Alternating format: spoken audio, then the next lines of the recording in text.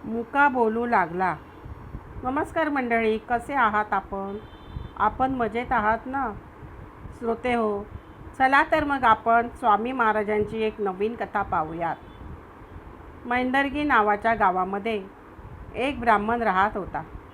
तो महाराजांचा निस्सीम स्वामी भक्त होता. स्वामी जेव्हा जेव्हा मैंदर्गीला येत असत तेव्हा स्वामींची तो सेवा करायचा. त्याला 2 मुलगे व 3 मुली होत्या. योगायोगाने 5 जण वेडसरच होते. बिचारा ब्राह्मण काय करणार? त्याचे 5ही मुलं वेडी होती. बिचारा त्रासला होता. त्याचे प्रारब्ध यापैकी मन्याबा नावाचा मुलगा वेडा तर होताच, पण मुकाही होता. या ब्राह्मणाने आपली व्यथा कधीही स्वामींना सांगितली नव्हती.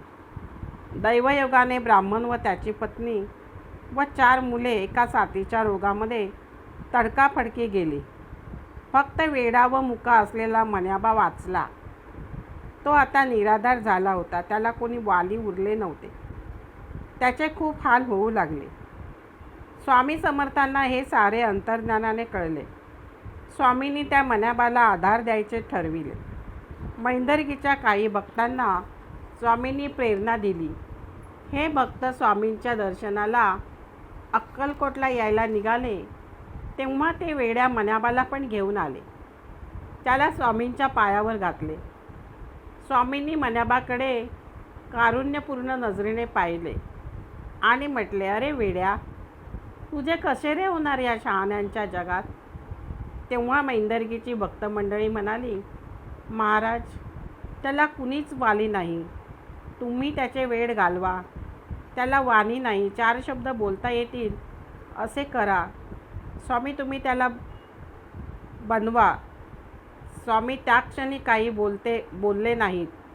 मैंदर्गीच्या भक्तांनी मन्याबाला स्वामींच्या पायावर घातले आणि ते सर्व 2 दिवसांनी निघून गेले. हा मन्याबा स्वामींच्या कृपाछत्राखाली आता वाढू लागला होता. स्वामींनी त्याला वाणी दिली. मन्याबा 2 भाषात बोलायला लागला.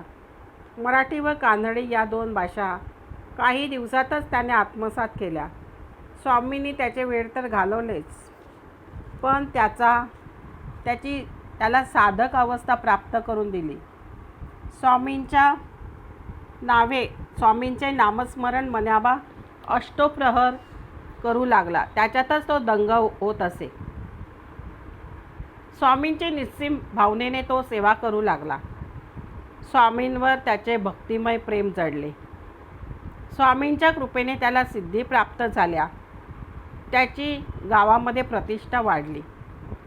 करपलेल्या बीजामधून वटवृक्ष निर्माण झाला. इतके की त्याला लोक आपले काम होईल का असे विचारायचे. मन्याबाने होईल असे म्हटले की ते काम निश्चितपणे व्हायचेच. म्हणून लोकांची त्याच्यावर विश्वास व भक्ती वाढू लागली. मन्याबा काम होणार नाही म्हटले तर ते काम व्हायचेच नाही.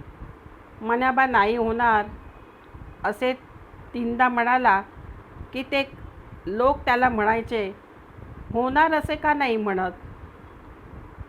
स्वामी मला मारतील ना असे मन्याबा त्यांना सांगायचा.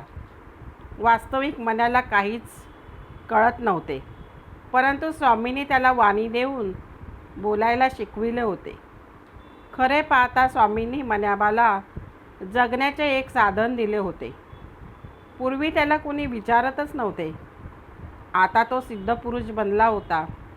लोक त्याला सिद्धपुरुष मानायला लागले होते. ज्या मन्याबाला गुरु म्हणजे काय, शिष्य म्हणजे काय, ब्रह्मज्ञान म्हणजे काय याचा गंध देखील नव्हता, या वेड्याला स्वामींनी पूर्ण ब्रह्मस्थिती प्राप्त करून दिली. स्वामींची कृपा मन्याबावर झाली व मुकम करोती वाचालम या उक्तीचा लोकांनी प्रत्यक्ष अनुभव घेतला. श्रोते हो, स्वामींच्या खूप कथा आपण ऐकल्यात, पण मन्याबाची कथा कशी वाटली? जिसका कोई नहीं है उसका खुदा है यारो, ही म्हण आपल्याला पटलीच असेल. मग कथेला लाईक व सबस्क्राईब करा व कमेंटमध्ये स्वामी समर्थ लिहा. धन्यवाद.